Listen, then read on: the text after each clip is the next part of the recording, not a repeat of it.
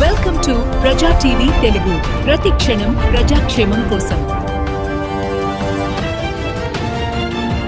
మన అశోక సారు వాళ్ళందరికీ మొత్తం ఇచ్చాపురం నుంచి ఇటు వరకు పాదయాత్ర చేసిన దాని వలన వాళ్ళ సభ్యులందరికీ జేబీఎం తెలియజేసుకుంటాను.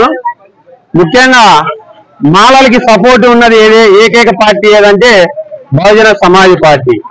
మాయావతి మేడం గారు నిన్న అసెంబ్లీలో కానీ మాకు మేమందరూ కలిసి ఉంటామని తెలిపిన ఏకైక పార్టీ బహుజన సమాజ్ పార్టీ.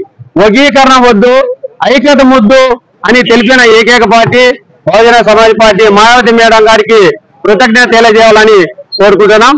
ఇంకొక ముఖ్య విషయం ఏంటంటే ఈ వర్గీకరణ గుండా ఒక మాలలే కాదు, ఒక మాదిగలు కానీ ఇంకా కొన్ని కులాలు కానీ నష్టపోయే ప్రమాదం ఉంది. కాబట్టి ఈ మాలనందరం కలిసి ఏకతాటిగా ఈ వర్గీకరణ మేము అడ్డుకోవడం మా సారులందరికీ రాజ్యాంగాన్ని కాపాడుకున్నామని తెలిపిన అందరికీ జేబీఎం తెలియజేసుకుంటూ జేబీఎం జేబీఎం.